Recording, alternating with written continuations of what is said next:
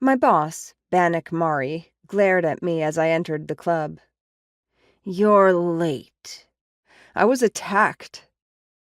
Whatever retort he had prepared was cut off by my shakiness and terrified expression. That was all it took to convince him it was no bluff.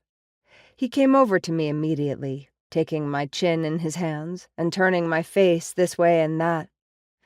I was perfectly aware Bannock had not one whit of sympathy within his scaled crimson body. He only cared if his merchandise had been damaged.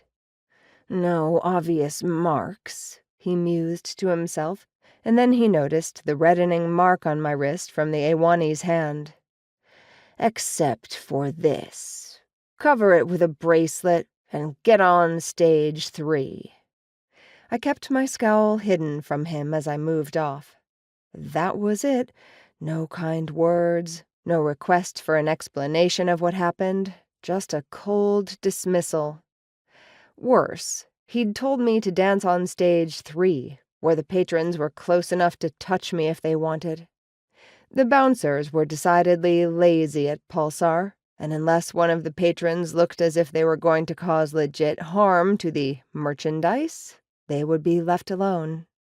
It was what it was.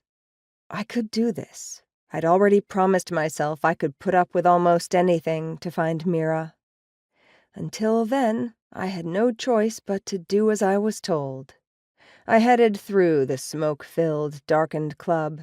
Another dancer swirled about on the stage, a Nazok with 6 exposed breasts. The patrons catcalled and offered favors. Favor chips weren't as good as credits, but could be used to purchase privileges from Bannock. I'd used my latest accumulation to purchase 3 days off in a row to look for Mira, all to no avail.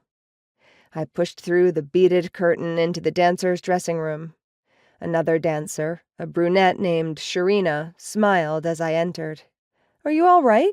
she asked. "I'm fine," I said.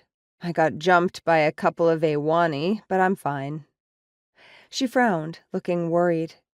"Did they hurt you?" I snorted in reply. "No, someone intervened." "Who? Station security?" No.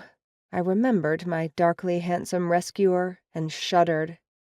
One of the Vinduthi stepped in and saved me, and before you ask, I have no idea why. "What color were his tattoos?" Sharina asked without skipping a beat. For a moment I froze, thinking about him more clearly. His face, those eyes, the way he'd reached for me. Purple." Her eyes went wide. "Only one Vinduthi on the station has purple markings, the leader of the Fangs. Alcard. Did he say anything to you?" The low growl of his voice still echoed in my ears. I swallowed hard.